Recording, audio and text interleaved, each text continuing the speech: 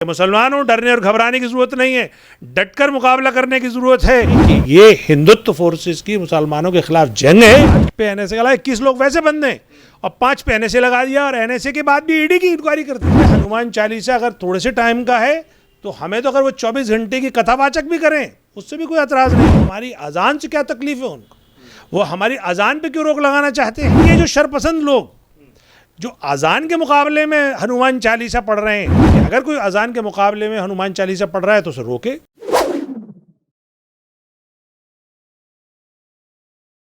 राज ठाकरे ने कहा था कि अगर लाउड स्पीकर से अजान होगी तो मस्जिदों के बाहर पढ़ी जाएगी हनुमान चालीसा। और आज वो विवाद इतना बढ़ चुका है कि महाराष्ट्र में आप देख रहे हैं कि किस तरह से तमाम चीज़ें चल रही हैं और किस तरह से शिव सैनिक बाहर हैं और उसके अलावा उद्धव ठाकरे के घर के बाहर लोग बैठे हुए हैं। तो ये पूरा मामला अब गरमाया हुआ है। ऐसे में जो मुसलमानों की सबसे बड़ी पार्टी खुद को कहती है और मुसलमानों का मसीहा खुद को कहती है, वो है AIMIM। तो हमारे साथ बातचीत करने के लिए AIMIM के दिल्ली चीफ कलीमुल हफीज़ मौजूद हैं। क्या कर लिया कलीमुल हफीज़ साहब? हनुमान चालीसा तो सड़क पर होती रही, कहाँ है असदुद्दीन ओवैसी साहब, कहाँ है AIMIM जो मुसलमानों का मसीहा खुद को कहती है? देखिए, आप ये देखें कि शिवसेना हनुमान चालीसा की मुखालफत कर रही है। क्यों? इसलिए कर रही है AIMIM की वजह से। महाराष्ट्र में जो AIMIM ने अपनी मौजूदगी दर्ज कराई है और ये जो नाम नहाद सेकुलर पार्टीज़ हैं, चाहे वो NCP हो चाहे कांग्रेस हो, इन सब के नीचे से ज़मीन खिसक गई है।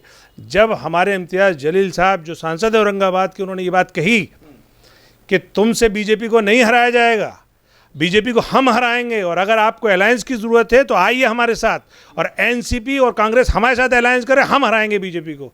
तब जाके शिवसेना के नीचे से जो ज़मीन खिसकी है और शिवसेना ने जो ये बात फिर उठाई है कि नहीं, हम जो है हर हाल में महाराष्ट्र की कानून व्यवस्था का ख्याल रखेंगे, हम कभी भी अलायंस नहीं कर सकते ऐसे लोगों से जो औरंगज़ेब के मानने वाले हैं, हम छत्रपति शिवाजी के मानने वाले हैं और हम हमेशा ऊपर रहेंगे। तो ये कहकर शिवसेना फंस गई और उसने अपने साथियों को भी फिक्स कर दिया, NCP को और कांग्रेस को। उसके फ़ौरन बाद राज ठाकरे ने ये एक नया शगुफा छोड़ दिया। तो अब बैलेंस करने के लिए शिवसेना हनुमान चालीसा का मुखालफत कर रही है। अब सवाल ये है, ये खुद तय कर लें कि महाराष्ट्र में क्या हनुमान चालीसा और अजान पे काम होगा या डेवलपमेंट पे काम होगा, या बाकी उन लोगों पे जो वहाँ की जनता की ज़रूरत है, या वहाँ के मुसलमानों का जो पिछड़ापन है, या जो वहाँ के मुसलमानों को जो सरकार के लिए ख़ास तौर से जो उन्होंने पहले वादा किया था रिजर्वेशन का कि वो देंगे, या हनुमान चालीसा और अजान पे फंसाएंगे। जहाँ तक मुसलमानों का ताल्लुक़ है या MIM का ताल्लुक़ है, MIM दोनों चीज़ों के साथ है। वो चाहती है हनुमान चालीसा की जगह पर हनुमान चालीसा पढ़ा जाए, उसे कोई एतराज़ नहीं, और अजान की जगह पर अजान दी जाए, लाउड स्पीकर से भी दी जाए, बिना लाउड स्पीकर के भी दी जाए। इसी तरीके से हनुमान चालीसा अगर थोड़े से टाइम का है तो हमें तो अगर वो 24 घंटे की कथावाचक भी करें उससे भी कोई एतराज़ नहीं है, क्योंकि AIMIM फ़िरक़ा परस्त पार्टी नहीं है। अलबत्ता वो मुसलमानों की वकालत करती है, लेकिन वो किसी मज़हब के ख़िलाफ़ नहीं है। तो ये आप कह रहे हैं कि हनुमान चालीसा होनी चाहिए और लाउड स्पीकर से होनी चाहिए, ये AIMIM के दिल्ली चीफ का बयान है। मैं कह रहा हूँ हनुमान चालीसा अगर मंदिर से पढ़ी जाए तो हमें कोई एतराज़ नहीं है, हमारी सेहत पे कोई फ़र्क नहीं है। मंदिर से अगर वो कथा भी करें तब भी कोई हमें एतराज़ नहीं। हमें एतराज़ सिर्फ इस बात पे है कि वो हमारी अजान से क्या तकलीफ़ है उनको, वो हमारी अजान पे क्यों रोक लगाना चाहते हैं। हम तो चाहते हैं कि ये देश सब धर्मों का देश है, यहाँ पे सारे धर्मों को की मान्यता है, यहाँ का संविधान भी इस बात की इजाज़त देता है कि हर धर्म मानने वाला अपने धर्म की प्रैक्टिस करे। तो अगर मुसलमान अपनी अजान की आज़ादी चाहता है तो हिंदू के लिए भी अपनी हनुमान चालीसा की आज़ादी होनी चाहिए।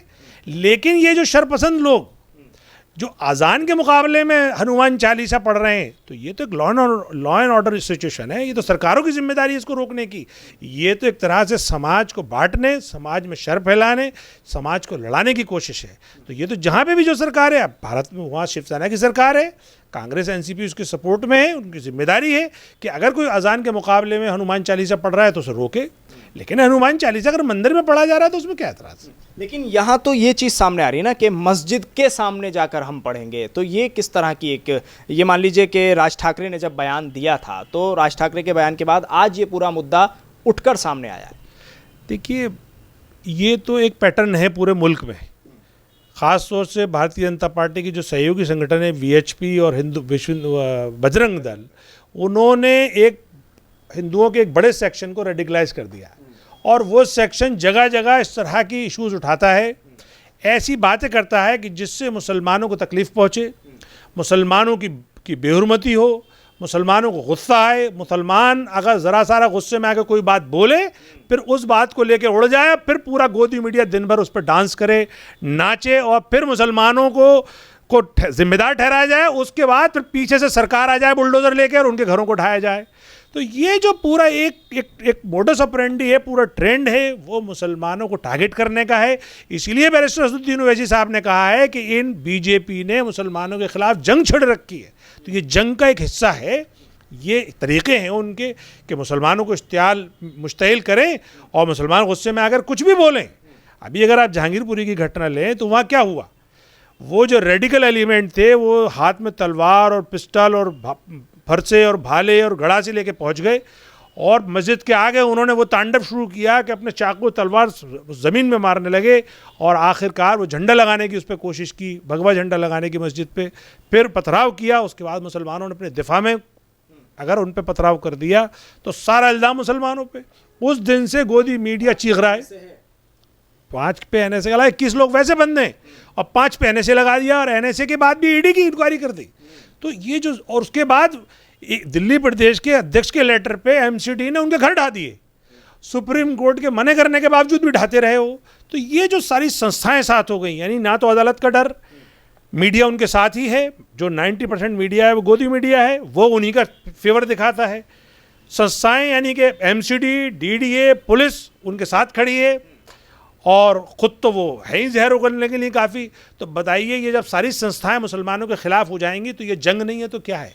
तो इसलिए बैरिस्टर साहब बार बार कह रहे हैं कि ये हिंदुत्व फोर्सेस की मुसलमानों के ख़िलाफ़ जंग है। भारतीय जनता पार्टी जो कि 16 सूबों में है और केंद्र में है, उन्होंने मुसलमानों के ख़िलाफ़ जंग छेड़ दी है। लेकिन उनका साथ साथ ये भी पैगाम है मुसलमानों के लिए कि मुसलमानों, डरने और घबराने की ज़रूरत नहीं है, डटकर मुकाबला करने की ज़रूरत है। यकीनन ये रात तारीख है, अंधेरी है और लंबी है, लेकिन इंशाअल्लाह इसकी सुबह भी होगी और इसका इजाला भी होगा। सिर्फ आपको हिम्मत और हौसले से डटे रहने की ज़रूरत है। अल्हम्दुलिल्लाह ऐसे मौके पर बैरिस्टर असदुद्दीन ओवैसी साहब जैसी क़यादत अल्लाह ताला की तरफ से अता की गई है। बस सिर्फ सोचना और देखना ये है कि आप लोग सब अपनी क़यादत और अपने परचम के नीचे आ जाइए। इंशाअल्लाह आपके मसाइल हल भी होंगे और इस तरह की जो तारीकी है वो भी इंशाअल्लाह सुबह होगी और सहर होगी इसकी। ठीक है, तो कुल मिला के AIMIM के दिल्ली चीफ कलीमुल हफीज़ का कहना है कि मुसलमानों के ख़िलाफ़ हिंदुत्ववादी जो फोर्सेस हैं उन्होंने ये जंग छेड़ी हुई है और ये जंग अभी जारी है। लेकिन वहीं कहीं ना कहीं दबे लफ्ज़ों में असदुद्दीन ओवैसी की तरफ इशारा करते हुए AIMIM के दिल्ली चीफ कह रहे हैं कि अपनी क़यादत की तरफ मुसलमान देखे और उसको ही मजबूती से लेकर आगे बढ़े। दिल्ली से INN चैनल के लिए साहिल नकवी।